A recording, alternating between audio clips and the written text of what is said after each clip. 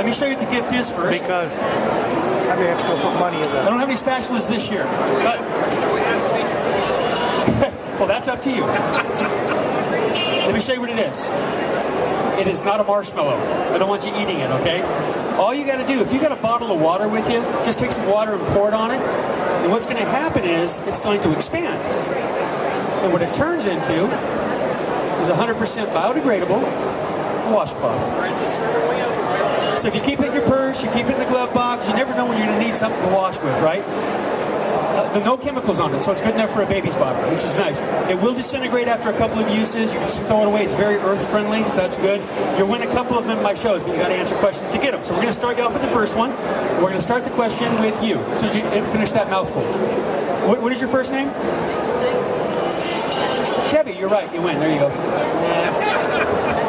Not real tough questions. Yours might be a bit tougher. Do you want a history question or a math question? History. When was the War of 1812? It is 1812. Very good. You're welcome. Okay, before you take that bite, too late. We'll start with you. Do you know anything about cows? What do you call a cow with no legs? Ground beef. You're good. Look at that. That was good. What do you call a cow with 2 legs? Lean beef. Yeah. Oh. What do you call a cow that lost its calf? Decaffeinated. But I get worse as I go. So what do you call a cow that jumps over a barbed wire fence? An utter disaster. Oh. Bad. What's your favorite color? Red. It is red. Just testing you. Because you got that red jacket on, I'm going to put that right on top of your purse, okay? Oops, it fell down. Hold one for her. There we go. I got one for you too, sir. What color is the White House? White. It is white. You're good. Oh, sorry about that. I'm a bad pitcher. All right. By the way, anybody else want a free salad? I got a couple salads left. Free salad? Free is a good price. Would you like one, sir? No? Is it? By the way, how is that salad? Is that tasty? It's a nice 8-vegetable combination. There you go. You get the last one. Perfect. It is perfect. It all comes down to timing, doesn't it? Well, guys, everybody come on in, grab a seat. We're going to start our show. By the way, how many of you out there in this audience like to cook? Anybody like to cook? Got a couple of you, good. How many of you like to eat? Not a fad, right? How would you all like to eat all the food you want, not worry about bad stuff? High cholesterol, diabetes, blood pressure, things like that. That's kind of what this show is going to be about. I'm going to show you how to do that by using waterless and greaseless cookware. Does anybody here happen to own any waterless cookware? You do. How long you had yours, sir? It's about 3 years. That's my brother, everybody. Say hi to him. He comes by once a show. Good. Well, we started making waterless cookware back in 1906. I look pretty good, don't I? I tell a lot of bad jokes compared to that. No, we didn't start back in 1906. And back in the early days, we had a tool that was very similar to this one. Now, it used to have a C-clamp, went underneath the countertop. That's where you grind your vegetables. Now it's got a high chrome finish, so it looks good. The magic's the rubber base. You put this on any flat surface and turn that lever, 600 pounds of pressure, not going anywhere. Now, I'm going to start by cutting up some carrots for you. I have a little hint. If you're going to cook carrots at home, wash them and scrub them, don't peel them. 70% of the nutrients in a carrot's in its skin. You want to leave that skin on. Just give it a nice, healthy bath. So let me go ahead and grab a couple of carrots. Now, what I do is take the carrot, put it to the back of the hopper, and just turn the handle. Is that pretty quick? There's a couple of things I want you to remember about this tool. First of all, if you ever get one, leave it on your countertop. If you put it away, what happens? Out of sight, out of mind. Goes into the gadget graveyard. The second thing to remember is when you get to the bottom of the carrot, let go. Otherwise, you got finger food. That's not a good thing. Safety device built in. Anytime my fingers go to the back of that hopper and start to get cut, this hand will stop. Amazing. Guys, you can always buy carrots already cut up like this at the grocery store. They do cost you about 4 times more than a carrot should. Usually they're dried out and they don't taste very good. I am going to show you more of this tool in just a couple of minutes when I make a salad for you. But let me go ahead and officially start the show. My name is Steve. I'll be your chef. Everybody say hi, Steve. Hi, everybody. The name of the cookware is called Lestercraft, although some of you might know us better from our original factory name. We used to be part of the old West Bend Company. Now, we make Kitchencraft and Lustercraft. The smallest utensil I'm going to use in my show today is going to be a little 1 quart. And I'm going to actually start by putting some carrots in the bottom. By the way, does anybody here know the name of the natural medicine we find in carrots, besides vitamin A? Beta-carotene, first known cancer preventative medicine there is, right there in your vegetable garden. Can add some other vegetables as well. We've got some dark green like broccoli and zucchini. How many of you ladies out there like broccoli and zucchini? The reason I ask women, not men, for women, broccoli and zucchini are actually the 2 best garden vegetables to help prevent breast cancer. Good for us men too, but especially for the women. We'll do some yellow squash, very high in vitamin C, some purple cabbage. Purple cabbage is high in iron. Some corn on the cob, because I like corn on the cob. And then I top it all off with a couple slivers of red bell pepper. Anybody here know the difference between a red bell pepper and a green bell pepper, other than the obvious color? It's sweeter. It's actually the same pepper. It spends 3 weeks longer on the vine. Now, in those 3 weeks, it's pulling in a lot of nutrition from that soil, so when you get to the grocery store, there's another difference, isn't there? Called price. In this case, you're getting what you pay for. A red bell pepper has 320% of the RDA and vitamin C that your body needs. I use it for a completely different reason. I use it for the color. We eat with our eyes first. Don't know if you guys know this. There's actually 2 colors that make people hungry, especially kids. Red and yellow. You know how we know that? What color's a McDonald's sign? Red and yellow. So is Burger King, Wendy's, Pizza Hut, Sonny's, Sonic, Denny's, Checkers, Rally's, Bojangles, Bob Evans, you name them, they're red and yellow signs. Marketers are pretty sneaky. They're even going to get you in the grocery store. Red and yellow. Now, I've got 3 daughters. I've learned from the marketers, I put red on yellow. My girls eat vegetables. Doesn't that look good? Now, guys, if you were cooking those vegetables at home, what's the next ingredient you normally add? Water. And I'm here to tell you all, it doesn't matter if it's a little bit of water or a lot of water. It really doesn't matter if you're boiling or steaming, because the end result will be the same. When you're done cooking those vegetables, you're going to pour that water off, and when you pour the water off, what's going to come out with the water? Vitamin A, vitamin B, beta-carotene, 5 seconds of rinsing. Can you imagine what happens after 20 minutes of boiling? So at Lustercraft, we're going to cook without water. We're going to keep our nutrients intact, so we'll drain the water out. I want you guys to keep those colors in your mind's eye. I'm going to put the lid on. We're going to put this on the burner, and I'm going to put it on to medium heat. With our cookware, medium to low heat's all we ever have to use. What's your first name, sir? Frank. Frank, if you do me a huge favor, about the time I'm finishing up my salad, you're going to notice some vapor coming from that lid. When you see that steady stream of vapor, would you just say, Steve, those vegetables are ready? Okay, let's go ahead and practice that once. Go ahead, Frank. Steve, the vegetables are ready. Perfect. Now, if these vegetables burn, who are we going to blame? Frank. I got you back, Frank. That's okay. What's going to happen, when we see that vapor, that's actually 180 degrees. It tells me it's time to take it off the burner. Anything above 180 starts to kill the nutrients. That's why when you see the vapor, if you just let me know, we'll do that. And let's go ahead and do some carrots the old-fashioned way. We're going to boil these. Now, the reason I do this in the show is so you guys can taste the difference of cooking with water and cooking without water. So we'll go ahead and add nutrients from the first batch. We'll get those going. And let's get to the main course. How many of you out there like steak and lobster? We don't have any. How about fried chicken? Anybody like fried chicken? That I have. Now, guys, if you're going to fry anything up at home, what's the first ingredient you want to add to your skillet? Oil, grease, fat, lard, butter. Lots of it, too, because it's really healthy, low in calories, and good for you, right? I'm sure you've all seen cold grease in the bottom of a skillet before. It's a solid. Kind of looks like this. Something we learned from a heart surgeon. I liked it so much I keep it in my show. I'm going to take a little bit of this Crisco. Oh, I'm not supposed to say the brand name. Take some of this grease and put it on the back of my hand. By the end of my presentation, what do you think is going to happen to that grease? Melt, absorb in my skin, something like that? Nothing. It'll still be there. The reason is it takes a temperature of 105 degrees to melt any kind of grease, fat, lard, or butter. Your body's 98.6. You cook with grease, it's going to go over 105 and melt, but you're going to eat the food that's going to drop back down to 98.6. A lot of our cholesterol actually comes from grease in our diets. This is from the American Heart Association. They call it the death of an artery. You're born, you got a clear one, but you go through life with french fries, cheeseburgers, and pizzas. Does anybody here have any idea how old the average American is today who's had a stage 2 blockage? What do you think the average age for that is? What's that? 20?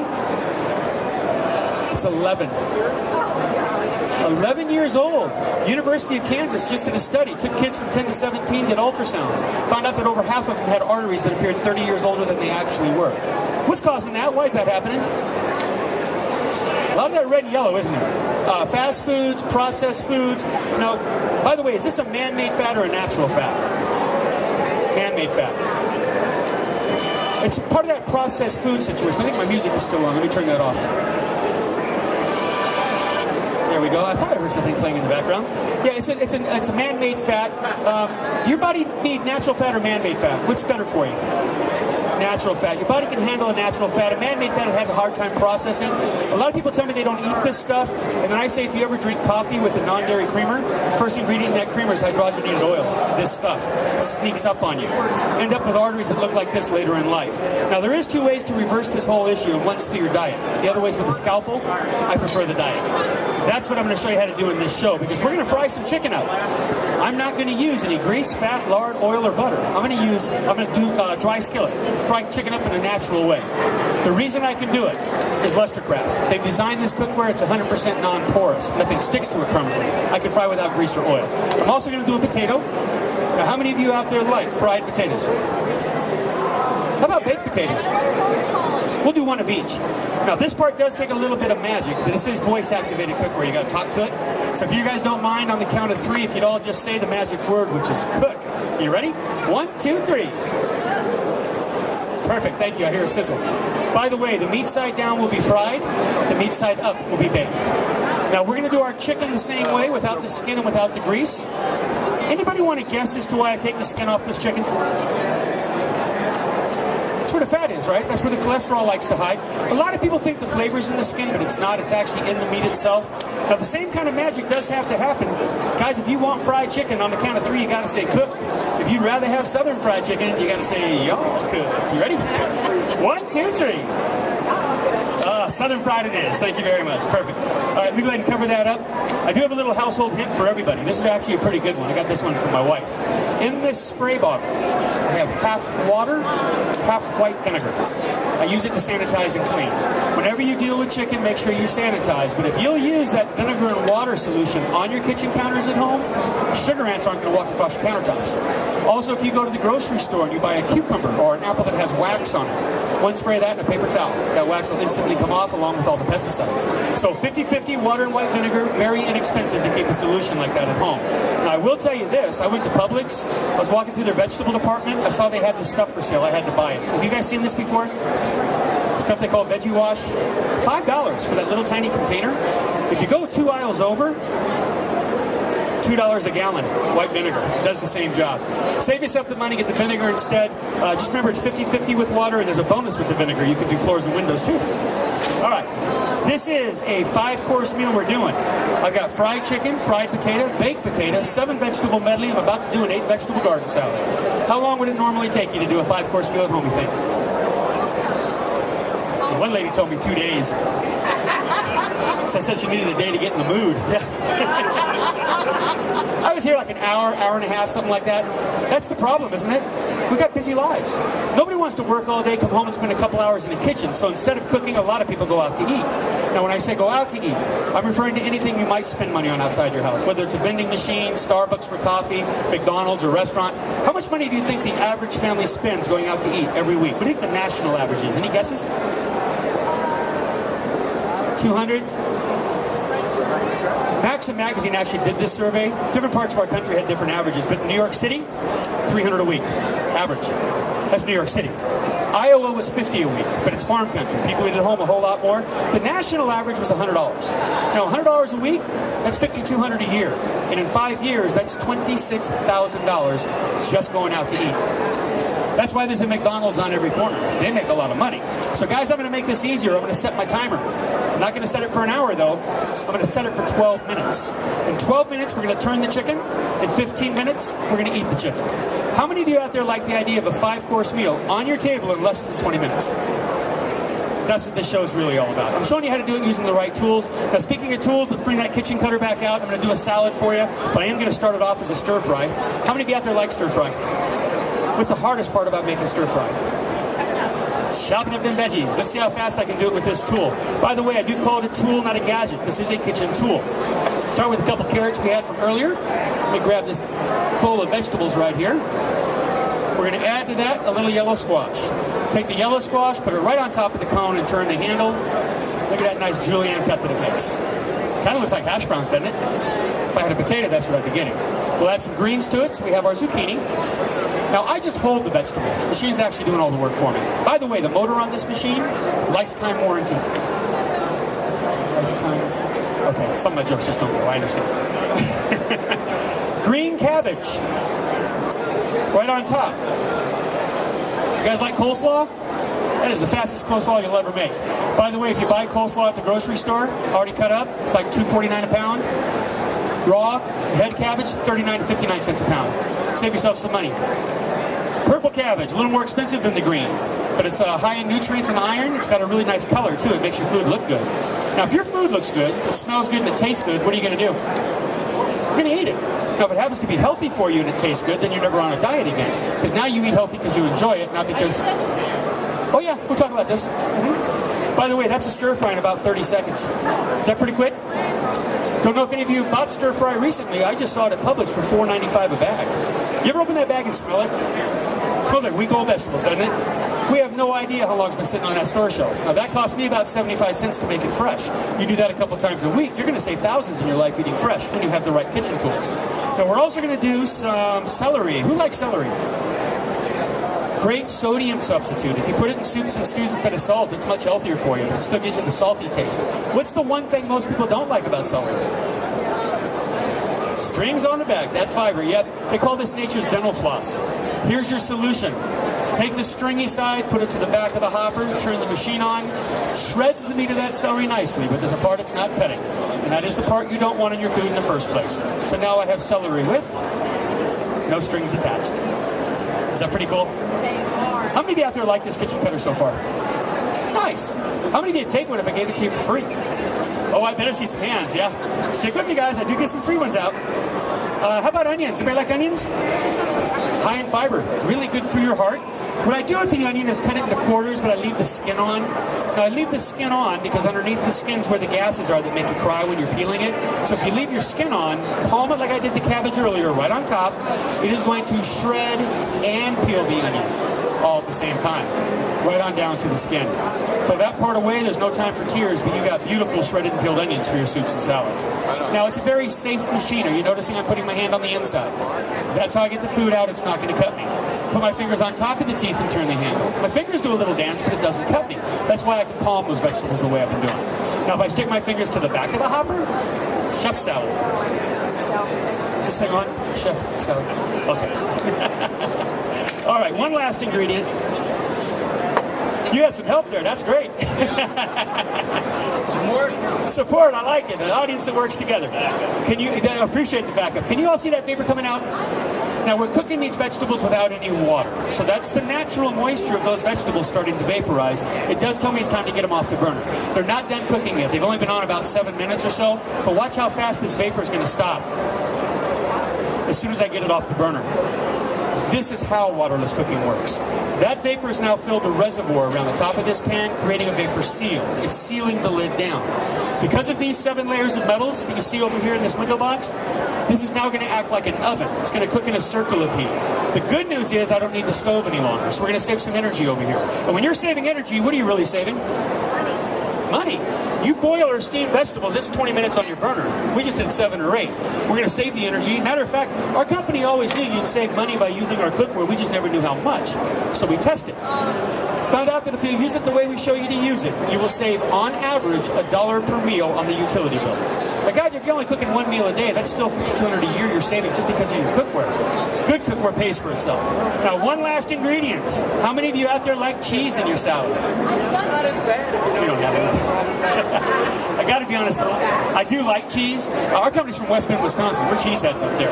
I do like cheese, but I'm also known as the healthy gourmet. And from a dietary standpoint, what's the drawback to cheese? Fat content, the cholesterol. They do make a non-fat cheese. And if you like the taste of cardboard, that's the one you buy, right? Otherwise, you get real cheese. Just be moderate about it, that's all. This cone will shred cheese. It'll shred carrot if you do carrot raisin salad. If you like to make zucchini bread, run a zucchini through here. I happen to like potato pancakes. Anybody else like potato pancakes? That's a lost art, making good potato pancakes. Perfect cone to make them with. Now, instead of using cheese, I'm going to use what they call cheese plant. Garden cheese. And guys, if you've never seen a cheese plant before, it's available in every grocery store. Looks just like this. course, at the store they have a different name for it. They call it butternut squash. This is a member of the pumpkin family. It's got the hard rind like a pumpkin does. I make a lot of homemade pumpkin pie. Hardest part's always to get the meat off the rind. What I do now is take the rind side, put it to the back of the hopper. What's that look like coming out of there? Cheddar cheese. That's why I call it cheese plant. High in vitamin A and beta-carotene, very inexpensive, but look what it did. Stripped it right off the rind. That's the part you throw away. We now have an 8-vegetable garden salad, done in about 3 minutes if I wasn't doing all this talking. What do you guys think of that salad? Ah, how kind of you. Thank you, thank you, thank you, thank you, thank you. By the way, that is the salad that a lot of you guys had when you first sat down. Was it a good one? Yeah. Not my recipe. I actually got it out of a health magazine. Has anybody here ever read a little magazine called Prevention? 8.5 years ago, I found a 3-page article in this magazine that had that salad recipe, and I've been making my shows ever since. The reason is this. Most of us don't get enough fruits and vegetables in our diets.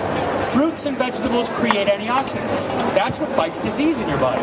According to the article, because of those 8 vegetables we just used, if you were to eat that salad 3 to 5 times a week, it would help reduce your risk of internal cancer by up to 85%. That's huge. The problem with eating a salad like that, obviously making a salad like that, you got to have the right tools. Now, obviously, guys, this is the right tool. You can get one for free. I will show you how at the end of the show. But I got to tell you, being a man, now all you men out there, you guys already know this. These ladies don't know this about us. But ladies, when men are born, we have an extra gene added to us. It's called the tool gene. Men buy the right tool for the right job every time. Don't we, fellas? Arr, arr, arr. Come to my house and look at my garage. You're going to swear I am Tim, the tool man Taylor. I'll tell you something else about men. We don't buy cheap tools. You are not going to find us at Walmart buying our tools. We get Craftsman, Snap-on, Mac, John Deere, not Deere John. Do they cost more? Sure they do. Are they worth it?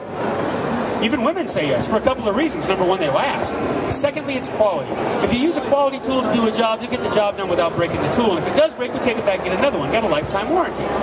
Personally, I consider everything you see up here to be tools for the kitchen. Probably the most important tools we actually use. We're feeding our families out of these tools. Now, I got tools in my garage I use 2-3 times a year. How often do you use the tools in your kitchen? Every day. Average family cooks at least 1 meal a day, 300 meals a year, 20,000 meals in your lifetime. I don't see the wisdom of buying these tools from Walmart, because you're buying them over and over and over. You got to get quality ones you buy one time, ones that last forever. By the way, I like to consider these to be the jewels of the kitchen. You know, when you build a kitchen, those cabinets can be from $10,000 to $50,000. The countertops alone, anywhere from $3,000 to $10,000. The floors, the appliances, it all adds up. But how much of that stuff can you take with you when you move? The cookware you can take. That's the king of the castle right there. All right.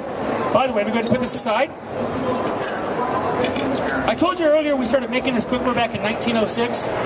Back in the early days, we used to send salespeople door to door. They'd knock on your door, you'd invite them in, and we'd do a dinner party in your house. You'd invite your friends and neighbors over, and that's how we'd sell the cookware. We still do those dinner parties to this day.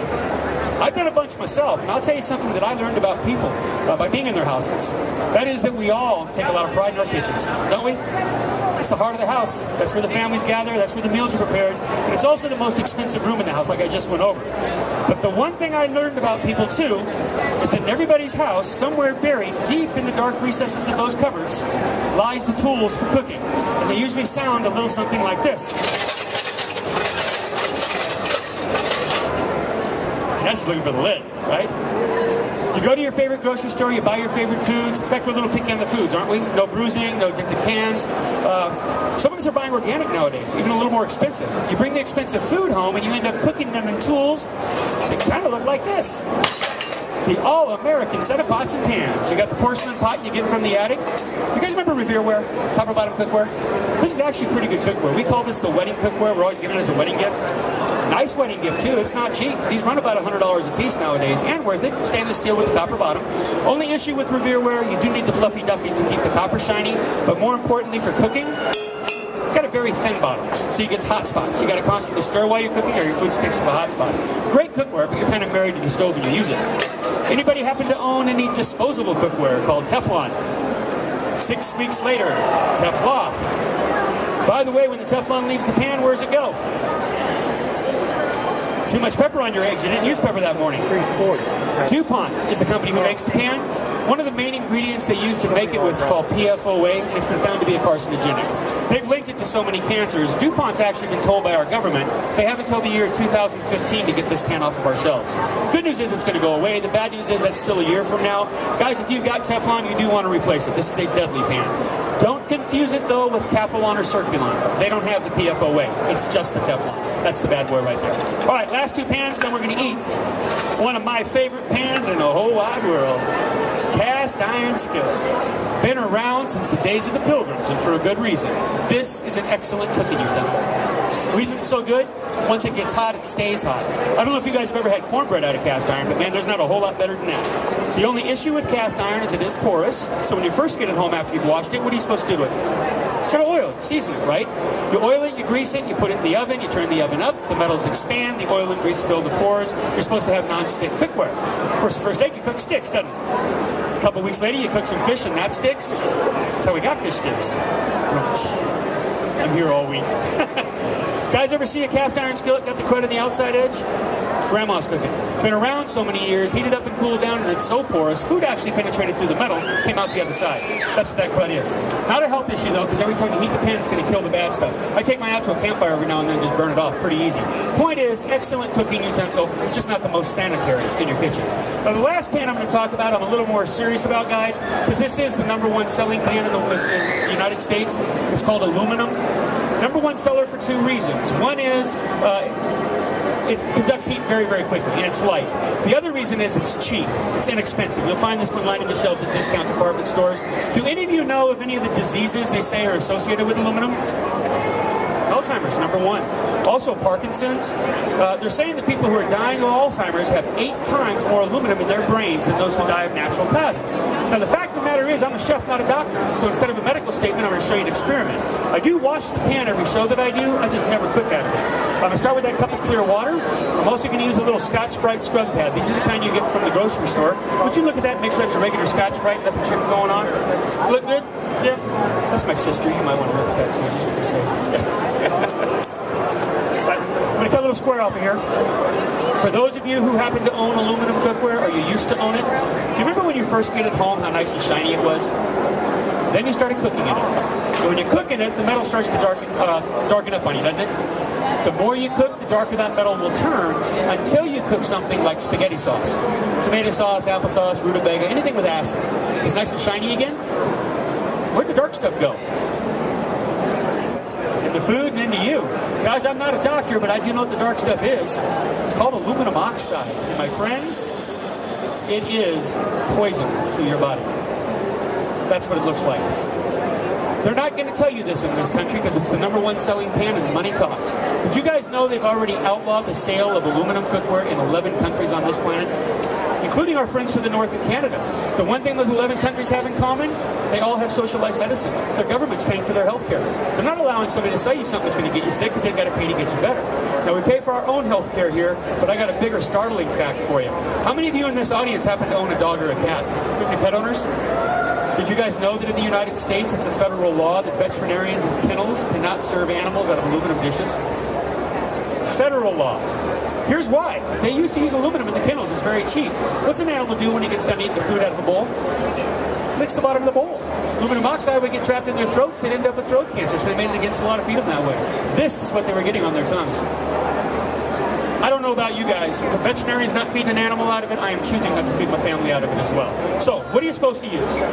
Welcome to Lestercraft. I'm going to give you guys the quick 1-minute commercial, and then we're going to feed you, because the food is ready. By the way, I heard that timer go off. Got to turn the chicken. By the way, guys, I'm a professional. Please, nobody go home and try this.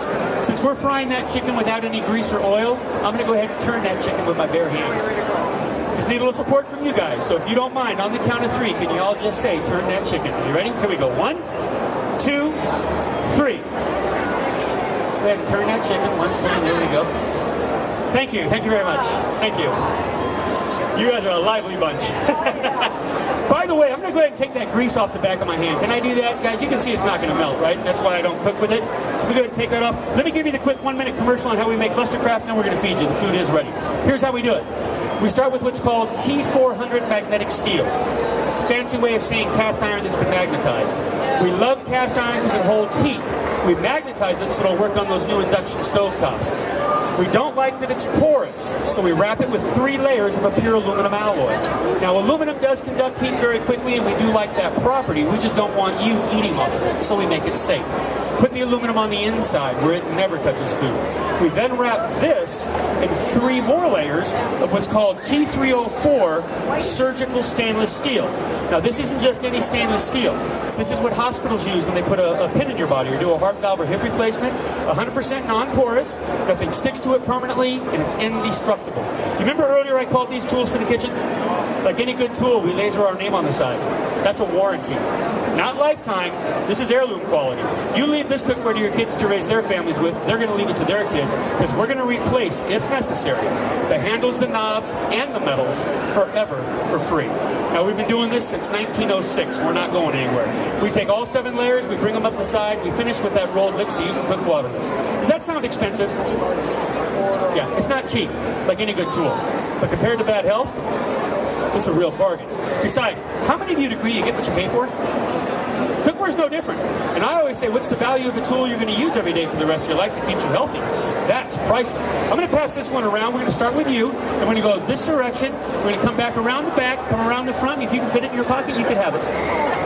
I didn't say pocketbook. No. All right, let's get the food served up, guys. Let's start with the carrots. We cooked the old-fashioned ones, the ones that we boiled. By the way, I had a cup of coffee this morning. Does anybody here drink coffee or tea? Aren't we taught to make coffee by taking some hot water and running it through some coffee grounds? That liquid then goes into a cup. We drink what's in the cup. What do we end up doing with coffee grounds? Throw them away. Maybe throw them in the garden, make a compost. That'd be a good idea, right? Why is it we're taught to do the complete opposite when it comes to vegetables? With our vegetables, we take the good stuff, the cancer-fighting enzymes and the nutrients, and we dump those down the kitchen sink. Then we run over to Walmart, spend $35 on a bottle of vitamins to replace what we just threw down the sink. Take the compost and feed it to the family. That doesn't make a whole lot of sense, does it? By the way, I've cooked out the nutrients, I've cooked out the flavor and the taste of those carrots. What do I need to do to make them taste good again? A little salt, a little butter, cheesy sauce, ranch dressing. You go to the doctor, he says your blood pressure is too high, eat more vegetables. Doc, I have vegetables every single day. I don't understand why it's not coming down. It's not the vegetables, is it? It's what we're adding to them that's actually hurting us. Let me show you guys the alternative to this. It's called waterless cooking. Do you guys remember the colors of those vegetables when we put them in? You got here a little late. You didn't see that part, did you? But I'm going to show you coming out. You ready? Those greens are still green. That purple cabbage, still purple. Not battleship gray that normally happens when you boil. When you can see colors in your vegetables like this, you are looking at nutrients that are still intact. Frank, you were in charge of those. You did a great job, sir. Even you had some help. I think you left. By the way, how many of you out there, when you're home cooking, you know, good cookware, there's some details about it you don't get with cheap cookware, and this is good detail for you. How many times when you're at home cooking, you're looking for a place to put your hot lid? We now build a holder into all of our pots. Is that a good idea? And every one of those lids, also a hot plate. We think of just about everything. And guys, if you cook this way at home, there's probably a good chance your neighbors may drop by. They're going to say they're hungry. Why isn't dinner on the table? You look at them and smile. You tell them dinner's on the table. Silver platter, go ahead and eat. There they are. Kind of a dramatic way to make a point. A little bit of water in the bottom of the pan. The best way to put this to you guys is like this. If you were to go, anybody here familiar with a little store called Williams-Sonoma? Great kitchen store, got all kinds of great kitchen gadgets. Also got some good cookware called All-Clad. That's what I boiled your vegetables with. All-Clad, good cookware. You ever watch Food Network? This is the one you see them using. They got a contract with them. And it's on sale right now. You can go over to Williams-Sonoma today, get yourself a whole set of All-Clad, and it's only going to run you $4,000. Now, it's worth it, but if you don't want to spend that kind of money on your cookware, you can go next door to Macy's and get some Teflon, $2,000, half the price. Or you can go to Walmart, get a complete set of junk, $39.88. It doesn't matter which of those sets you buy. If you were to cook vegetables without water in any of them, what would happen to the bottom of your pans? Scorch and burn. Happy to show you at Lestercraft, a little bit of water and a paper towel. And our cookware looks brand new again, and it will look that way forever. If it doesn't, we're going to replace it for free, and we put that in writing. Now I did 7 vegetables in all. If I'd have used water, all those flavors would have mingled together. It would have tasted like succotash. Since I didn't use any water, all the flavors remained in the vegetables. Tell me if this would not look good on your dinner table at home. She says yes, there we go. It's coming right, it's coming any second now. Does that look good? Very nice. By the way, there's one more thing about this cookware I'm extremely proud of. Not only is this the easiest cleaning cookware you'll ever own, not only do we guarantee it forever, but guys, everything you see up here, including me, is made exclusively, entirely, and very, very proudly right here in the United States of America. 100% American made. We've been that way since 1906. We're proud of that. You buy American products, you keep Americans out. It's just that simple. By the way, one of the things I want to point out to you, as kind of an aside, we just got the approval from the United States Air Force. We're now waiting on the Marines, the Army, the Coast Guard, and the Navy, but they're allowing us to put the logo on the handles and knobs for any veterans who like their cookware personalized. So we're very proud of that as well. American made, American quality, we're really very proud. All right, chicken and potatoes. Let's see how that turned out. Now, I did fried chicken, fried potato, and a baked potato, all in a pan, no grease, no oil. We're going to start with our fried potato. Look at the nice golden brown edge you put on there. She's ready to go. Did not need any grease or oil to get there. My baked potato, I just cooked it skin side down, but it's baked all the way through. Now, if you're going to bake a potato at home in your oven, how long does that usually take you? 45 minutes to an hour. We just did it in less than 20 minutes. That's microwave speed without the radiation. Cooking the food instead of killing it. We're saving energy, we're saving money. Good cookware is going to save you money. Now, on my chicken, if I was cooking this at home, I'd have actually turned it. I do like it brown on both sides. I wanted to show you that in this cookware, when that lid goes on, it works like an oven. You don't have to turn it if you don't want to. Anybody here like to bake? Do we have any bakers? You can bake cakes on top of your stove in our cookware. When the lid goes on, it becomes the oven. Don't heat the whole house up with the oven. Use a skillet instead. So that puts out a lot of moisture. How's that for some golden brown on the chicken? No grease, no oil, just the good stuff. Now, I'm going to go ahead and turn my burner up. Has anybody here ever burnt a pan before? We've all been down that road, haven't we? I'm burning mine on purpose, and here's why. I don't care whose cookware you use. When you fry in it, with or without grease, it doesn't matter. The end result can still look a little something like that. The question comes down as to how easily will it clean up. And with our cookware, that's the best part. All we have to do is take some cold water and pour it in the hot pan. Now, I always tell people, unless you own this cookware, probably not a good idea pouring cold water into a hot pan. What could happen to that pan? Or throw it out and buy another one. Crack, throw it out and buy another one. What's going to happen if you hurt one of our pans? We're going to give you a brand new one for the rest of your life. That warranty is forever. So this is just what I do at home. I put water in the pan, I put the lid back on, give it about 2 more minutes to cook everything off the bottom. I'll show you the end result in a second. Right now, we're going to pass the toothpicks out because we're about to eat. I'm going to start with you, and you can pass it in that direction, and then you can start over here. You might want to take 2 toothpicks because you're looking pretty hungry. All right. Guys, keep in mind a couple of things when you sample. First of all, nothing's been seasoned. You are going to taste the natural flavors. Secondly, when it comes to vegetables, there's 2 enemies. One is heat and the other one's water. We've eliminated the water, not the heat. And what I mean by that is this. If you guys boil vegetables at home, that water temperature is 212 degrees. At that temperature, you're going to lose 70% of your nutrients. If you steam your vegetables, since they're not in water, you're only losing 30%. But if you look at the underneath the basket at that water, it's kind of a greenish color. That's what you did lose. If you cook without water, like we just did, you only lose 6%. You keep 94%, and you will taste that in these vegetables. All right, let me grab another plate here. I didn't use any seasoning in my show, but at home I do. I love garlic on everything. You guys can use any seasonings you want. You can use grease and oil if you want. You can use the cookware like regular cookware. You don't have to. That's the whole idea. But here's what we're going to do. I'm going to start you guys off with a boiled carrot. I know you've all had a boiled carrot before. That's not the point. Try the boiled carrot, and then when I hand you those waterless vegetables, if you'll try a carrot first, compare the 2. Then before you hand the plate on, try some broccoli or some corn or something else that's on the plate. We're going to start with you again. We'll go in that direction. You get to start with chicken and potatoes. And you're going to go in the opposite direction. There you go. Grab a seat for dinner. Try a carrot first, and then make sure you